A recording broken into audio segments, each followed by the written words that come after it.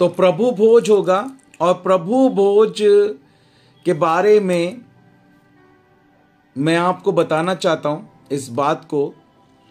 जैसा कि आप सवाल पूछ रहे थे कमेंट में भी, एक व्यक्ति हमारे साथ, कि प्रभु भोज किसको देना चाहिए, प्रभु भोज किसको देना चाहिए, प्रभु भोज किसको लेना चाहिए। तो जब हम बपतिस्मे की बात करते हैं तो बहुत बार, अब ध्यान से सुनना इन वचनों को जो मैं आपको बोल रहा हूं, ध्यान से सुनना मेरी बात को। बहुत बार बहुत से सेवक गलत शिक्षा देते हैं और इस बात को कहते हैं, मैं किसी सेवक का विरोध नहीं कर रहा, मैं शिक्षा का विरोध कर रहा हूं, ठीक है, गलत बात का। हम सबसे प्यार करते हैं, हम सबके लिए प्रार्थना करते हैं, लेकिन गलत शिक्षा का हम विरोध करते हैं। तो बहुत बार लोग जो इस बात को कहते हैं कि जब यीशु मसीह को क्रूस के ऊपर चढ़ाया गया तो यीशु मसीह के साथ जो 2 डाकू और क्रूस के ऊपर चढ़ाए गए थे, उनमें से एक व्यक्ति ने मन फिराया, एक व्यक्ति ने मन नहीं फिराया। जिस व्यक्ति ने मन फिराया, प्रभु यीशु मसीह ने उससे कहा, तू आज ही मेरे साथ स्वर्ग लोक में होगा। क्या उस व्यक्ति ने बपतिस्मा लिया था या नहीं? सबसे पहले यह कमेंट करके बताएं। जो व्यक्ति यीशु मसीह के साथ क्रूस पे चढ़ाया गया था, जिसने मन फिराया और प्रभु से कहा कि जब तू अपने राज्य में आए तो मेरी सुधि लेना, क्या उसने बपतिस्मा लिया था? सोनम आईडी से कह रहे हैं नो, कविता आईडी से कह रहे हैं नो, बहन रूबी कह रही है नहीं, उसने बपतिस्मा नहीं लिया था। नायला कह रही है नहीं लिया था बपतिस्मा। क्या उसने बपतिस्मा लिया था? इंद्रानी स्वामी आईडी से नहीं, बहन रेनू कह रही है नहीं, शालोम अमर मधु मिनिस्ट्री से नहीं, सौरभ आईडी से नहीं, ओके, प्रेम चिला आईडी से नहीं, सौरभ कुमार दास आईडी से नहीं, OBTO FF5M नहीं। सरिता बहन भी कह रही हैं मेरठ से नहीं लिया था। बहुत सारे लोग हमारे साथ हैं। मैरी आईडी से भी कह रहे हैं नहीं लिया था। तो आप सबका जो ये जवाब है ये सही है। उस व्यक्ति ने बपतिस्मा नहीं लिया था। मेरी बात को सुनना, समझना, जो बात मैं आपको समझाना चाहता हूं। प्रभु यीशु मसीह ने इस बात को कहा कि तू आज ही मेरे साथ स्वर्ग लोक में होगा। तो क्या वो व्यक्ति स्वर्ग लोक में यीशु मसीह के साथ उसी दिन नहीं गया होगा? बिल्कुल गया होगा। वो स्वर्ग गया, वो स्वर्ग लोक गया, क्योंकि यीशु मसीह ने कहा तू आज ही मेरे साथ स्वर्ग लोक में होगा। आमीन। लेकिन जो समझने वाली बात जो मैं आपको समझाना चाहता हूं, उस व्यक्ति के पास, जिस प्रकार पास्टर अमर भी कमेंट कर रहे हैं, परमेश्वर आपको आशीष दे दे कि ये एक ही अभिषेक है ना, एक ही अभिषेक है। जो अभिषेक यहां है वही अभिषेक आपके वहां है। हालेलुया। उस व्यक्ति के पास बपतिस्मा लेने का समय नहीं था। उस व्यक्ति के पास बपतिस्मा लेने का समय नहीं था। लेकिन आज लोगों के पास बपतिस्मा लेने का समय होते हुए भी अगर वो बपतिस्मा नहीं ले रहे हैं तो उनके लिए आज भी स्वर्ग का दरवाजा बंद है। जी हां, बंद है। मैं सीधा कहता हूं, 100 बार कहता हूं, 1000 बार कहता हूं, उन लोगों के लिए आज भी स्वर्ग का दरवाजा बंद है। होली स्पिरिट बैप्टिज्म तो, पवित्र आत्मा का बपतिस्मा तो बाद की बात है। पहले तो उद्धार आएगा तभी तो बपतिस्मा आएगा। अगर उद्धार ही नहीं आया तो बपतिस्मा कहां से आएगा? देखिए, मेरी बात को समझिए, जो बात मैं आपको समझाना चाहता हूं। मुझे एक गिलास देना नायला, मेरी बात को देखिए, समझिए। कांच का अगर गिलास हो तो कांच का देना मेरे को।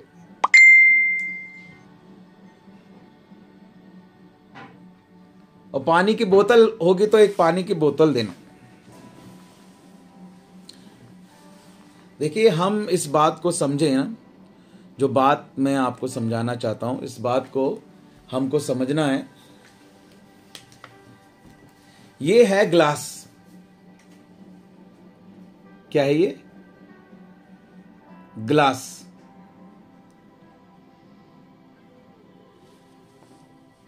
एक व्यक्ति के जीवन में जब उद्धार आता है, समझना, पहले सुन लो बात को और समझ लो जो बात मैं आपको समझाना चाहता हूं। हमारा जीवन, बोलो मेरा जीवन, मेरा और आपका जीवन, हमारा जीवन इस ग्लास की तरह है। ये ग्लास, हमारा जीवन पहले गंदा था। क्या था? गंदा था। हम झूठ बोलते थे, गंदी चीजें देखते थे, जलन रखते थे, पापों में थे। हमने अपने पापों से उद्धार नहीं पाया था, अपने पापों से क्षमा हमने प्राप्त नहीं की थी, पापों से उद्धार हमने प्राप्त नहीं किया था। हम एक गंदे बर्तन के समान थे। कैसे थे? गंदे बर्तन के समान थे। जैसे सिंक के अंदर गंदे बर्तन होते ना, खाना खाने के बाद हम रख देते हैं। चाय पी आपने और गंदा कप आपने सिंक के अंदर रख दिया, खाना खा के गंदा बर्तन आपने सिंक के अंदर रख दिया। तो हमारा जीवन कुछ ऐसा ही था। हम सब पापों में दबे हुए थे, हम सब पाप की गंदगी में थे, हम सब पापों की दलदल के अंदर थे। हम गीत गाते हैं ना, हम गीत गाते हैं कि दलदल की कीट से मुझे उभारा, चट्टान पर खड़ा कर दिया। हाँ, दलदल की कीच से हमें निकाला। तो हम सभी गंदे बर्तनों के समान थे। हम सभी इस तरह साफ नहीं थे। जैसे ये ग्लास आपको एकदम साफ नजर आ रहा है, ऐसे हम साफ नहीं थे, ऐसे हम क्लीन नहीं थे, ऐसे हम साफ नहीं थे। हम पापों में फंसे हुए थे, श्रापों में दबे हुए थे, अधर्म में फंसे हुए थे, अपने पूर्वजों के अधर्म के भार में दबे हुए थे। जो हमारे बाप दादाओं ने गुनाह किया, उनके उस गुनाह के श्रापों में दबे हुए थे, उस अधर्म में दबे हुए थे। हमारा जीवन गंदे बर्तन के समान था। लेकिन क्या हुआ कि परमेश्वर ने जब अपने हाथों की बनाई हुई रचना को देखा, जब परमेश्वर ने देखा कि ये मैंने बनाया, एक ग्लास हमारा जीवन है, और हमें किसने बनाया है? हमें यीशु मसीह ने बनाया। वो है हमारा बनाने वाला परमेश्वर। Elohim El Shaddai, Elohim El Shaddai, Adonai परमेश्वर, एलोहीम सृष्टिकर्ता परमेश्वर। हमने जब बाइबल को ट्रांसलेट किया था हिब्रू और ग्रीक से, अरामिक से, हमने पूरी ग्रीक भाषा को सीखा, हमें इब्रानी भाषा को सीखा, हमने आरामी भाषा को सीखा, हमने बाइबल को समझा, बाइबल को ट्रांसलेट किया, कॉन्टेक्स्ट को समझा, संदर्भ को समझा, बाइबल स्टडी की, 1 साल की, फिर 2 साल की, फिर 3 साल की, फिर 4 साल की, फिर 5 साल की, फिर 6 साल की, फिर 7 साल बाइबल स्टडी हमने की, ट्रांसलेट किया पूरी बाइबल को, समझा इस बात को कि परमेश्वर हमसे कितना प्यार करता है। और उसका पवित्र आत्मा हमें सिखाता है पवित्र आत्मा का अभिषेक हमें सिखाता है मेरे भाइयों मेरी बहनों। तो हमारा जीवन कुछ ऐसा था, ये तो साफ है, मैंने कहा गंदे बर्तन के समान हमें परमेश्वर ने बनाया था। लेकिन जब उसने देखा कि ये क्या है, मेरे हाथों की बनाई हुई रचना नाश हो रही है, तो उसने हमें छोड़ा नहीं। उसने हमें छोड़ा नहीं। एक बच्चे ने अगर पॉटी कर दी या शूशू कर दिया तो क्या मां बाप छोड़ देते हैं उसको वैसे ही? अगर बच्चा रात को बिस्तर में सूसू कर दे और एकदम से पापा को पता लगे या मम्मा को पता लगे, तो अब क्या करते हैं पापा मम्मा? क्या करते हैं? अगर आपको पता लगे आपके छोटे बच्चे ने गीला कर दिया है, बिस्तर गीला कर दिया है या गंदा कर दिया है, या वो गंदगी में पड़ा है, या वो बाहर से कहीं गंदगी में से कीचड़ में से आता है, बाहर से कहीं गंदगी में से कीचड़ में से आता है, या उसके हाथ गंदे हो रहे हैं, या उसका मुंह गंदा हो रहा है, या उसके कपड़े गंदे हो रहे हैं। जब हमारे मां बाप हमें देखते हैं, जब हम अपने बच्चों को देखते हैं, तो सबसे पहले अपने बच्चों को क्या करते हैं? साफ करते हैं। सबसे पहले क्या करते हैं? अपने बच्चों को हम साफ करते हैं, उसी टाइम साफ करते हैं। यस, हालेलुया, उसी टाइम साफ करते हैं उनको। यस, वेरी गुड, आप लोग सीख रहे हो, प्रभु आपको आशीष दे। यीशु मसीह ने 12 लोगों को सिखाया, पूरी दुनिया बदल गई। यहां हजारों लोग हमारे साथ जुड़े हैं। अगर आप सीख गए तो कितनी बड़ी बात हो जाएगी, पूरी दुनिया में धूम मच जाएगी। मैं कह रहा हूं यीशु मसीह की, पूरी दुनिया में धूम मच जाएगी यीशु मसीह की। तो प्रभु ने क्या किया? हमें धो दिया। और पता है किस चीज से धो दिया यीशु मसीह ने हमें? यीशु मसीह ने हमें अपने लहू से धो दिया। उसने हमें अपने लहू से चमका दिया, साफ कर दिया। आमीन। यीशु मसीह ने जब हमें देखा, लिखा परमेश्वर ने हमसे इतना प्रेम किया कि उसने अपने आप को हमारे लिए दे दिया। उसने अपने लहू को हमारे लिए बहा दिया। वो हम सब के पापों को अपनी देह पर लिए क्रूस के ऊपर बलिदान हो गया। हमारी गंदगी को, हमारे पापों को, हमारे अपराधों को, हमारे अधर्म को उसने सह लिया। हमारी शांति के लिए उस पर ताड़ ना पड़ी। लिखा है वो हमारे पापों के कारण, हमारे अपराधों के कारण घायल किया गया, हमारे अधर्म के कामों के कारण कुचला गया। यशाया 53:5 में लिखा है हमारी शांति के लिए उस पर ताड़ ना पड़ी कि उसके कोड़े खाने से हम चंगे हो जाएं। उसने कोड़े खाने वाला कोई काम नहीं किया था। उसने क्रूस पर चढ़ाए जाने वाला कोई काम नहीं किया था। मेरे यीशु मसीह ने, हालेलुया, मेरे प्रभु ने, हालेलुया, उसकी दाढ़ी को नोचा जाए, उसने ऐसा कोई काम नहीं किया था।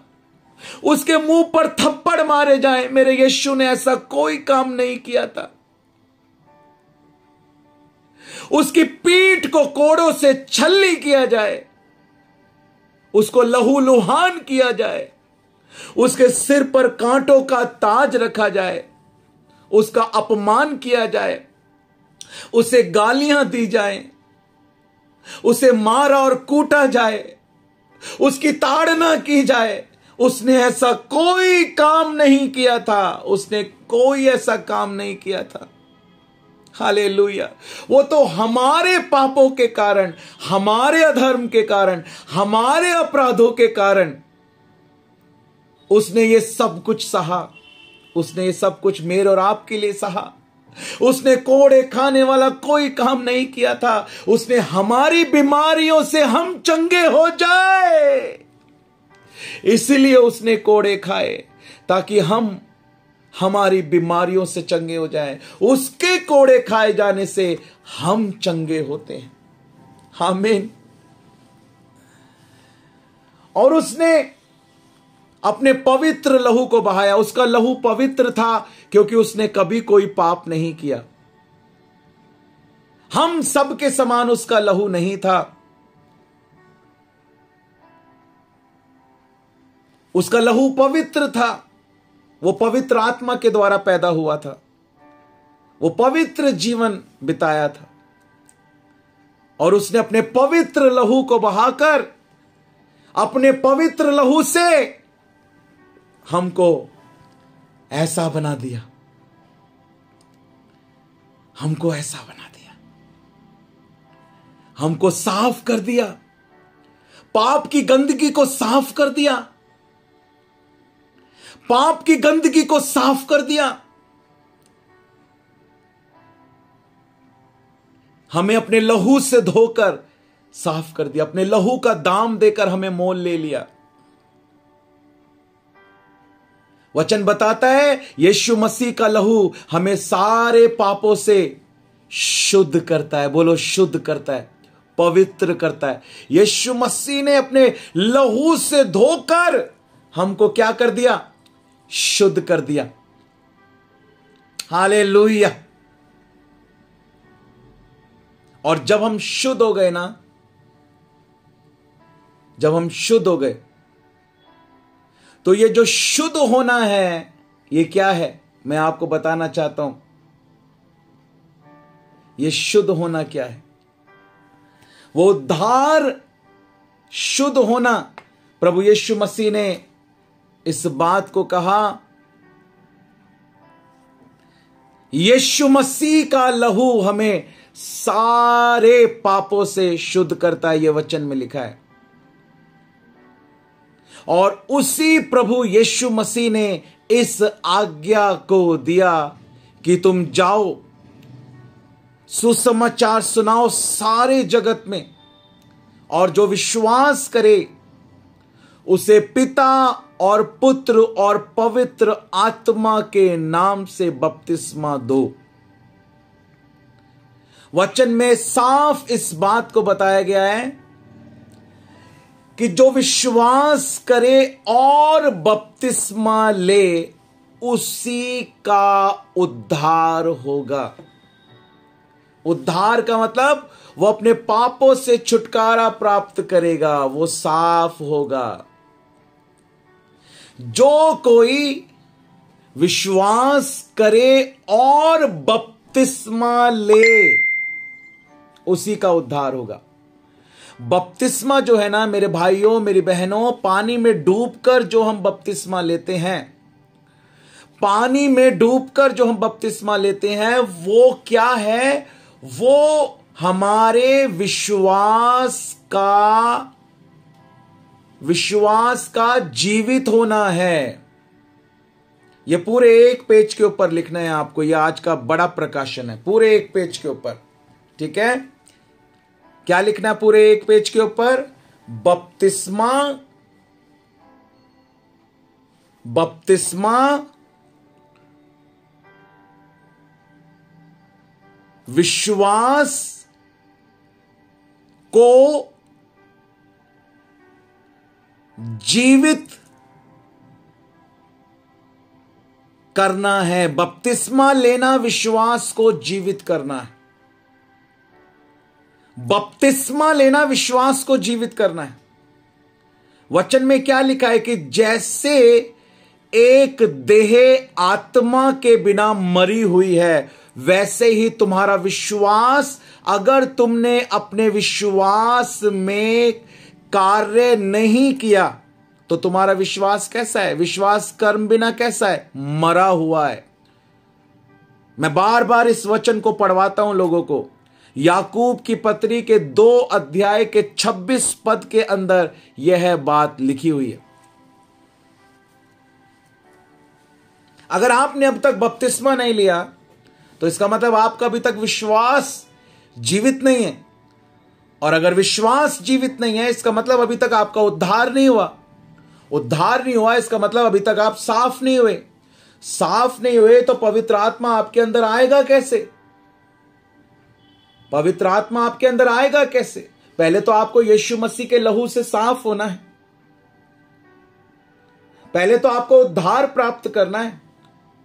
और उद्धार में 2 बातें सम्मिलित है, विश्वास और बपतिस्मा। विश्वास प्लस बपतिस्मा इज इक्वल टू उद्धार। यह पूरे एक पेज पे लिखने वाली बात। विश्वास प्लस बपतिस्मा इज इक्वल टू उद्धार। यह परमेश्वर का वचन कहता है, जो कोई विश्वास करे प्लस बपतिस्मा ले इज इक्वल टू उसी का उद्धार होगा। बोलो यीशु मसीह की जय। जो कोई विश्वास करे प्लस बपतिस्मा ले इज इक्वल टू उसी का क्या होगा? उद्धार होगा। उसी के पाप साफ होंगे और वो ऐसा हो जाएगा। ऐसा होने के लिए विश्वास में कार्य होना अनिवार्य है। वो डाकू जो यीशु मसीह के साथ क्रूस के ऊपर लटकाया गया था, उसके पास बपतिस्मा लेने का समय नहीं था, लेकिन आपके और मेरे पास बपतिस्मा लेने का समय होते हुए भी अगर हम बपतिस्मा नहीं ले रहे हैं तो हम बहुत बड़ी गलती कर रहे हैं मेरे भाइयों, मेरी बहनों। हमें अपने आप को पूरी तरह से तैयार करना है, अपने मनों को पूरी तरह से तैयार करना है। उद्धार तभी होगा जब आप बपतिस्मा लोगे। मैं आपसे कहना चाहता हूं, क्योंकि बपतिस्मा लेना आपके विश्वास का जीवित होना है। आपके विश्वास का जीवित होना है। आपने मन से विश्वास कर लिया, मुंह से अंगीकार कर लिया, फिर बपतिस्मा लेकर उस विश्वास को जो आपने मन से हृदय से किया, उस अंगीकार को जो आपने अपने मुंह से किया, फिर बपतिस्मा लेकर आपको उसको कार्य में लेकर आना है। बपतिस्मा लेना एक प्रकार से परमेश्वर के साथ उसके लहू की वाचा में आना है। बपतिस्मा लेना एक प्रकार से यीशु मसीह के लहू की वाचा के अंदर आना है। बपतिस्मा लेना एक प्रकार से यीशु मसीह के साथ मारा जाना, गाड़ा जाना और नए जीवन की चाल चलने के लिए जी उठना है। हालेलुया। आज बहुत सारी जगह पर जिन लोगों ने पानी में डूबकर बपतिस्मा नहीं लिया, उनको भी प्रभु भोज जो है वो दे देते हैं कलीसियाओं के अंदर, जो कि गलत है, रॉन्ग। जिसने बपतिस्मा नहीं लिया उसे आप प्रभु भोज नहीं दे सकते, नहीं दे सकते। एक नहीं, 1000 वचन मैं आपको बता सकता हूं। एक नहीं, मैंने कहा 1000 वचन मैं आपको बता सकता हूं। जिसने पानी में डूबकर बपतिस्मा नहीं लिया उसको आप प्रभु भोज नहीं दे सकते हैं, नहीं दे सकते हैं। अगर उन लोगों को प्रभु भोज दिया जा रहा है तो या तो वो देने वाला आत्मिक रूप से इतना कमजोर है कि अब तक उसकी बुद्धि नहीं खुली, और लेने वाले जब अनुचित रीति से उसमें भाग ले रहे हैं, अनुचित रीति से जब उसमें भाग ले रहे हैं तो अपने ऊपर दंड ला रहे हैं। लिखा है, इस कारण तुम में से बहुत से निर्बल हैं और बहुत से रोगी हैं और बहुत से सो भी गए। यदि तुम अपने आप को जांचते तो दंड ना पाते। अभी तक तुम साफ नहीं हुए, अभी तक तुम साफ नहीं हुए। तुमने विश्वास करने के बाद बपतिस्मा नहीं लिया। पापों की क्षमा प्राप्त करने के लिए बपतिस्मा लेना अनिवार्य है। पानी में डूब का बपतिस्मा कौन सा बपतिस्मा होता है? वचन में साफ लिखा है, यूहन्ना बपतिस्मा देने वाला पापों की क्षमा का बपतिस्मा देता था लोगों को।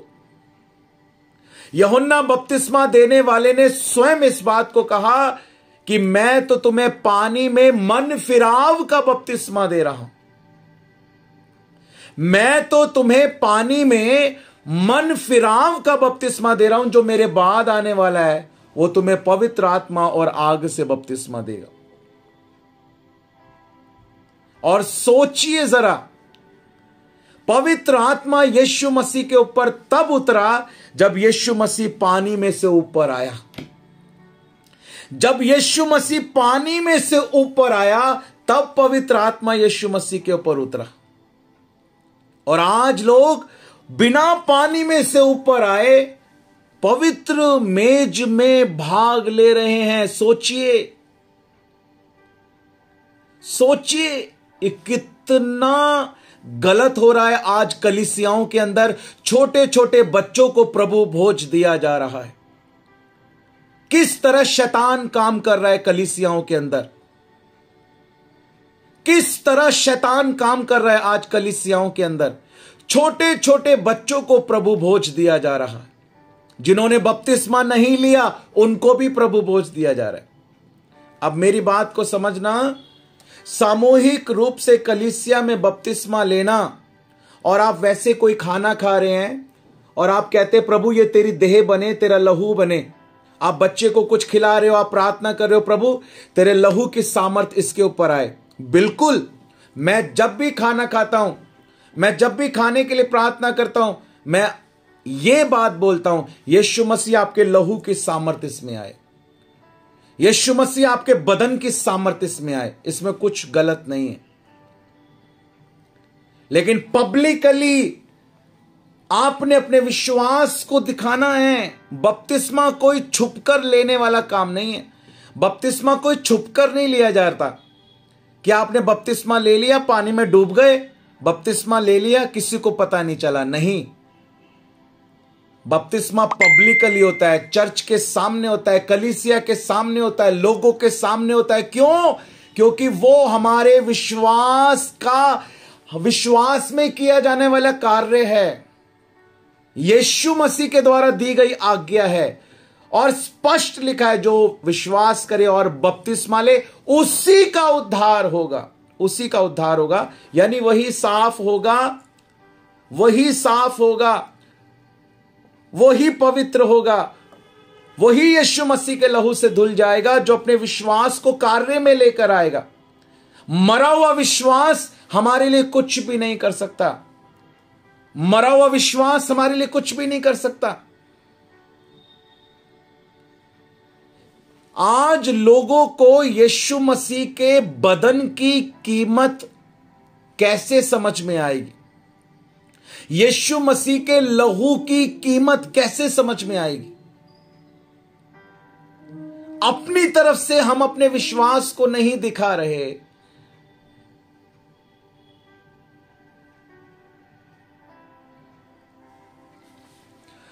बरेली चर्च में सबको प्रभु भोज दिया जाता है। जिन्होंने बपतिस्मा नहीं लिया उन्हें भी प्रभु भोज दिया जाता है। बताइए,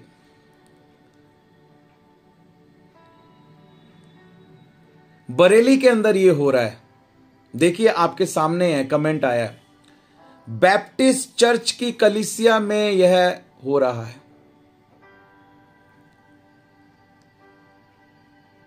मैं आपको बताना चाहता हूं मेरे भाइयों, मेरी बहनों, आप एक बहुत बड़े अभिषेक के नीचे हैं, बहुत बड़े अभिषेक के नीचे हैं। Hallelujah, hallelujah. आप एक बहुत बड़े अभिषेक के नीचे हैं। आज लोगों को ये देखिए, मैं आपको स्पष्ट बताता हूं शैतान की क्या चाल है। शैतान की क्या चाल है, मैं आपको शैतान की चाल बताता हूं, क्योंकि हम तो समझे हुए हैं ना शैतान की क्या चाल है। हम उसकी युक्तियों से अनजान नहीं है। मैं आपसे प्यार करता हूं। देखिए, मैं आपको इस बात को समझाना चाहता हूं। जब हर एक को प्रभु भोज दिया जा रहा है, सुनना मेरी बात को, अशोक कुमार जी सुनना मेरी बात को, जब हर एक को प्रभु भोज दिया जा रहा है, सबको प्रभु भोज दिया जा रहा है।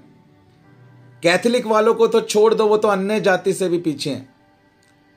अन्य जाति के लोग कैथोलिक वालों से सही हैं, लेकिन वहां जहां अन्य भाषाओं में प्रार्थना होती है उन चर्चिस का भी आज ये हाल है। मैं आपको बताना चाहता हूं, जिन चर्चिस में अन्य भाषाओं में प्रार्थना होती है, नए नए गीतों को गाया जाता है, जोश है, उमंग है, वहां पर भी आज गड़बड़ है। और ये छोटी गड़बड़ नहीं है, ये बहुत बड़ी गड़बड़ है। ये नर्सरी केजी वाला लेवल है। अभी इनके पास अभिषेक नहीं है, अभिषेक नहीं है, क्योंकि अभिषेक होता तो इन्हें सिखाता। लेकिन मैं जो बात आपको समझाना चाहता हूं वो मुख्य बात देखिए, वो समझिए। हम गलत शिक्षा का विरोध कर रहे हैं, लोगों का नहीं। हम लोगों से प्यार करते हैं, लेकिन गलत शिक्षा का हम विरोध करते हैं। शैतान की क्या चाल है, जब सबको प्रभु भोज दिया जा रहा है तो लोगों की क्या सोच बन जाती है, लोगों की यह सोच बन जाती है, जिसने बपतिस्मा लिया उसको भी प्रभु भोज दिया जा रहा है, जिसने बपतिस्मा नहीं लिया उसको भी प्रभु भोज दिया जा रहा है। तो फिर बपतिस्मा क्यों ले भाई? हां, क्या जरूरत है? छोड़ो, जैसा चल रहा है वैसा चलने दो। ये है शैतान की चाल। मैं तो मारता हूं ना थप्पड़ शैतान को, इसलिए मुझे पता है, मुझे तो उसकी चाल पता है। हम उसकी युक्तियों से अनजान नहीं।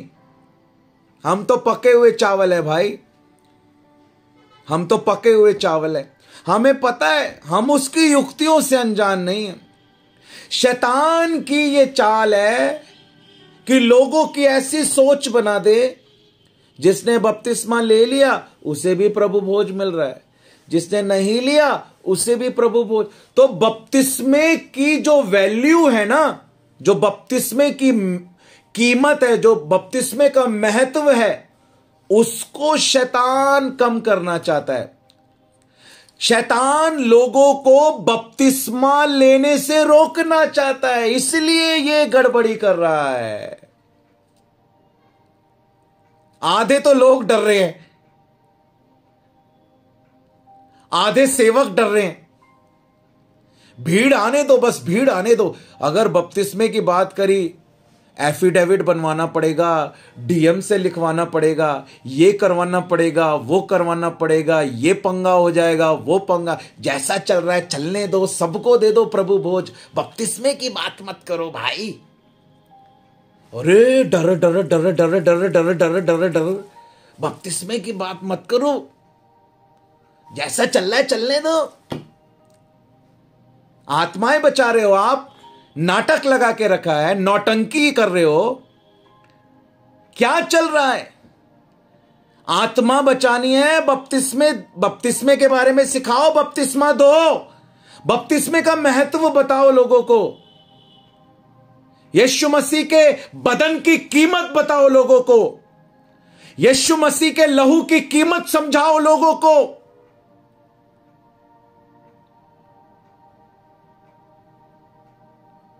लोगों के जीवन में बदलाव आएगा कहां से? परिवर्तन आएगा कहां से? मुझे समझ नहीं आता, ये लोग इतना पीछे रह गए। अंत के दिनों में लोग इतना पीछे चल रहे हैं, बताइए। ये नर्सरी में भी नहीं है लोग, नर्सरी केजी। हम तो डॉक्टरेट वाले लेवल में आ गए हैं, ये नर्सरी केजी वाले लेवल में भी नहीं। कब सीखेंगे हम लोग?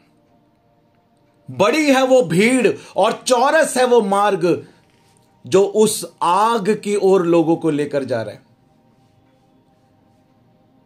आज मान लो रैप्चर हो जाए, आज के दिन रैप्चर हो जाए, अगर आज रैप्चर हो जाए और परमेश्वर अपने लोगों को उठा ले, क्योंकि रैप्चर बहुत निकट है, रैप्चर कभी भी हो सकता है, और परमेश्वर अपने लोगों को उठा ले,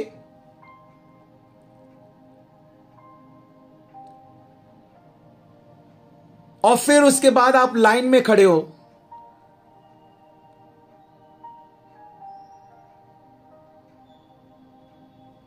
और फिर परमेश्वर आपसे पूछे कि आपने पानी में डूबकर बपतिस्मा क्यों नहीं लिया, तुमने तो अपने विश्वास को, जीवित विश्वास को दिखाया ही नहीं।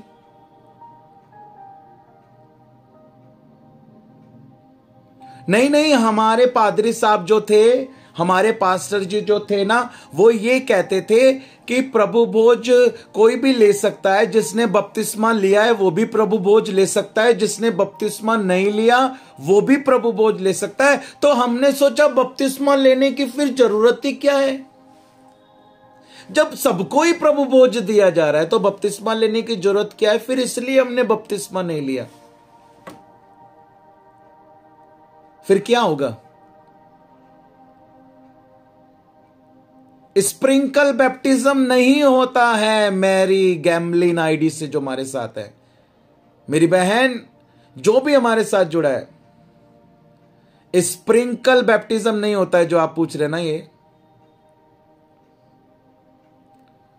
बैप्टिज्म का मतलब मैंने आपको बताया ना, बपतिस्मे का मतलब होता है डूबना। बैप्टिज्म जो वर्ड है वो ग्रीक भाषा के शब्द बैप्टिजो से लिया गया है, बैप्टिजो, और बैप्टिजो का मतलब होता है डूबना। तो स्प्रिंकल बैप्टिज्म ये क्या है? छिड़को डूबना। कौन सा छिड़को डूबना होता है भैया? डूबना होता है। छिड़को डूबना कुछ डूबना नहीं होता है। ये छिड़कना अलग होता है, डूबना अलग होता है। ये कोई बैप्टिज्म नहीं होता है।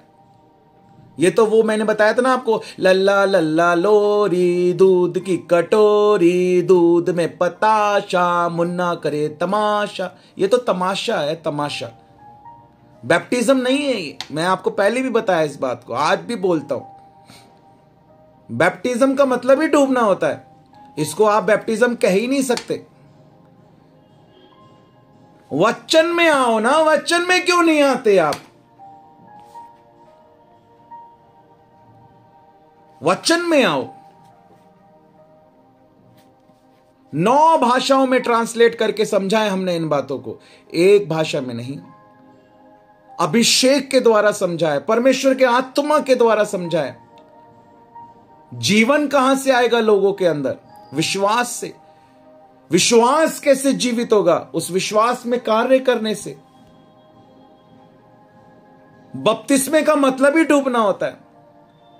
आप बपतिस्मा लेने के लिए लोगों को प्रेरित करना है या बपतिस्मा लेने से रोकना है लोगों को? अगर हर किसी को प्रभु भोज दोगे तो बपतिस्मे का महत्व कहां रह जाएगा? बपतिस्मे का महत्व कौन कम कर रहा है, पवित्र आत्मा या दुष्ट आत्मा? तो जहां हर किसी को प्रभु भोज दिया जा रहा है ना, वहां पवित्र आत्मा नहीं, वहां दुष्ट आत्मा कार्य कर रहा है। परमेश्वर का आत्मा नहीं कार्य कर रहा है। वहां मसीह विरोधी का आत्मा काम कर रहा है। एंटी क्राइस्ट का आत्मा वहां काम कर रहा है। मसीह विरोधी का आत्मा वहां काम कर रहा है। क्योंकि मसीह ने यह कहा कि जाओ सुसमाचार सुनाओ और जो विश्वास करे उसे पिता और पुत्र और पवित्र आत्मा के नाम में बपतिस्मा दो, ताकि विश्वास करने वाले का विश्वास जीवित हो जाए। हालेलुया। यीशु मसीह ने जो क्रूस पर प्राण देने से पहले जो अंतिम भोज जिसको कहते हैं, वो किसको दिया? यीशु मसीह ने। यीशु मसीह ने प्रार्थना करके रोटी सबको खिलाई, लेकिन यीशु मसीह ने जो अपने बदन को तोड़ा, लिखा है यीशु मसीह ने उस जीवन की रोटी को तोड़ा। यीशु मसीह ने कहा, मैं हूं जीवन की रोटी, जो कोई मुझे खाएगा, जो कोई मुझ पर विश्वास करेगा, वो कभी भूखा ना होगा। यीशु मसीह ने इस बात को कहा। यीशु मसीह ने कहा, यह मेरी देह है जो तुम्हारे लिए है। किसके लिए? वो अंतिम भोज, जो प्रभु भोज जो यीशु मसीह ने दिया, किसके लिए दिया? अपने चेलों को दिया। कौन से चेले? जिन्होंने पानी में डूबकर बपतिस्मा लिया हुआ था। हर किसी को नहीं। और प्रभु ने कहा, जैसे मैंने तुम्हें अपना चेला बनाया है, जैसे पिता ने मुझे भेजा, जाओ लोगों को चेला बनाओ, और जो विश्वास करे उसे पिता और पुत्र और पवित्र आत्मा के नाम में बपतिस्मा दो। पहले चेला बनाओ, फिर बपतिस्मा दो। पहले चेला बनाओ, फिर बपतिस्मा दो, और फिर प्रभु की मेज में भाग लो। हर चीज स्टेप बाय स्टेप है। आपने विश्वास नहीं किया, आपने बपतिस्मा नहीं लिया, आपका विश्वास जीवित नहीं हुआ, आपने उद्धार नहीं पाया, आप चेले नहीं बने, आपने वचनों पर चलना नहीं सीखा अभी तक, और हर किसी को प्रभु बोझ दे रहे हैं, ये कितना गलत है। प्रभु ने अपने चेलों को दिया। चेले कौन होते हैं? जो यीशु मसीह के पीछे चलते हैं, यीशु मसीह की आज्ञाओं को मानते हैं। और यीशु मसीह की आज्ञा क्या है? सब आज्ञाओं में सबसे बड़ी आज्ञा, महान आज्ञा। आप बिना आज्ञा को माने चेला बन सकते हो क्या? बोलिए। बिना आज्ञा को, आप आज्ञा नहीं मानते और आप कहते हो कि मैं यीशु मसीह का चेला हूं। यीशु मसीह का चेला तो वो है जो यीशु मसीह की आज्ञा को मानता है। चेला बनाओ, बपतिस्मा दो, और फिर प्रभु बोझ दो। यह है सही बाइबल का सिद्धांत। लेकिन आज लोगों ने बाइबल का सिद्धांत नहीं फॉलो करना, अपना सिद्धांत बनाना है। हमारे स्पिरिचुअल फादर ऐसा कहते हैं जी, हमारे आत्मिक पिता ऐसा कहते हैं। अरे भैया, आत्मिक पिता तो तुम्हारे कहते हैं, लेकिन वो स्वर्गीय पिता कुछ और कहता है, आत्मिक पिता कुछ और कहते हैं। ऐसा कैसे हो गया? ये कौन सा पिता है जो स्वर्गीय पिता तो कुछ और कह रहा है, वचन तो कुछ और कह रहा है, और तुम्हारा आत्मिक पिता कुछ और कह रहा है? तो क्या है? गड़बड़ है, गड़बड़ है। समझ जाओ, कुछ गड़बड़ है। हालेलुया। आत्मिक पिता वही कहेगा जो स्वर्गीय पिता कहता है।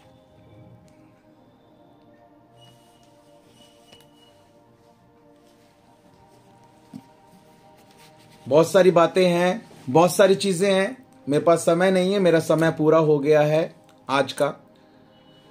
मैं इस विषय को यहीं पर रोक रहा हूं। संडे को प्रभु भोज देते समय कुछ बातों को और मैं आपको समझाऊंगा।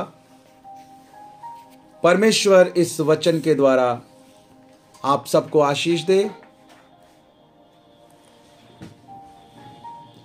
विश्वास रखो, एक एक शब्द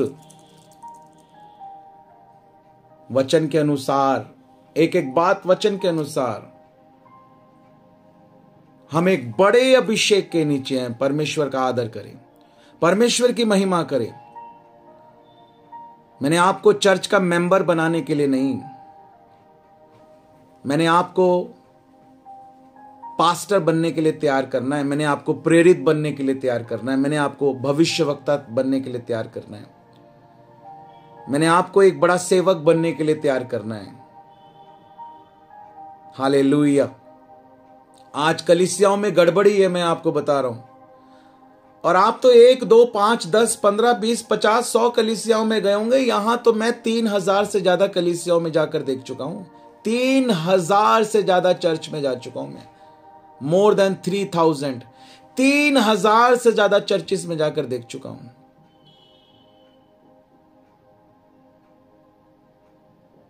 मुझे पता है कलीसियाओं में गड़बड़ है। आज वचन की जरूरत है, आज खराई की जरूरत है, आज सच्चाई की जरूरत है। परमेश्वर सबसे प्यार करता है। परमेश्वर सबको आशीष दे। हर एक गलत शिक्षाएं खत्म हो जाएं कलीसियाओं से, सही शिक्षाएं आए, और उसके लिए मैं जैसे इस्तेमाल हो रहा हूं ऐसे आप इस्तेमाल होगे। आप बदलोगे उन जीवनों को, आप बदलोगे उन स्थानों को, आप बदलोगे। आप एक लीडर के रूप में आपको खड़ा होना है, एक मेंबर के रूप में नहीं। एक मेंबर के रूप में खड़े होगे ना, आप कुछ बोलोगे ये गलत है, आपको 2 थप्पड़ मारेंगे, निकाल देंगे। आप लीडर के रूप में आपको खड़े होना है, आपको एक लीडर के रूप में खड़े होना है, आपको एक लीडर के रूप में खड़े होना है। आमीन। हालेलुया। God bless you. परमेश्वर आप सभी को आशीष दे। परमेश्वर आप सभी को आशीष दे। आइए हम अंतिम प्रार्थना करेंगे।